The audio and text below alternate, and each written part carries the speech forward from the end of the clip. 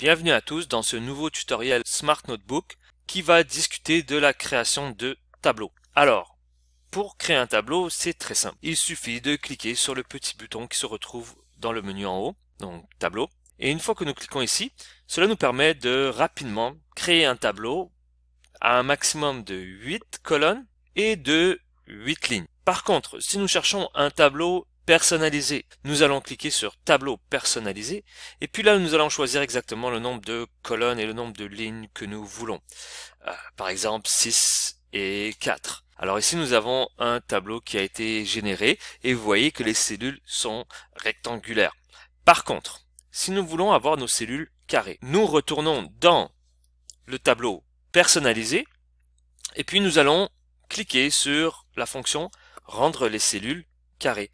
Et vous allez voir que maintenant, chacune des cellules est un carré, ce qui peut être intéressant lorsqu'on va vouloir insérer des formes, des objets à l'intérieur de ces cellules sans modifier la composition de chacune de ces cellules-là.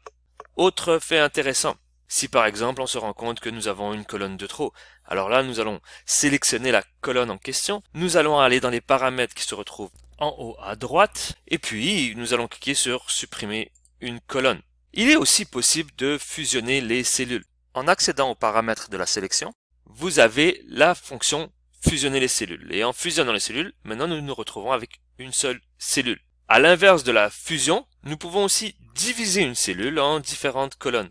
Alors si je sélectionne une cellule et puis que je clique encore une fois dans les paramètres, on va me proposer de diviser la cellule. Je peux la diviser en 2 colonnes, 2 lignes, 2 par 2 ou 3 par 3. Alors dans ce cas-ci, je vais choisir 2 par 2.